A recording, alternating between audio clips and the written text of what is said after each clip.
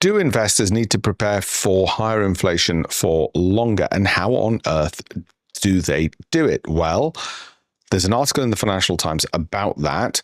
I've got a brilliant solution for you, and you're going to love it, on how to work that out, how much you might need in retirement, and whether your current growth rates will get you there. We created free tools on campaignforamillion.com/tools. So that's campaignforamillion.com/tools.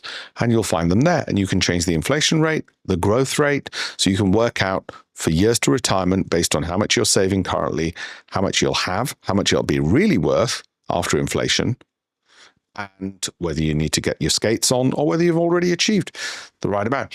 And here's the good news. When I say free, you don't even have to put your email address in. Okay, I mean completely free. www.campaignforamillion.com. Okay, /tools.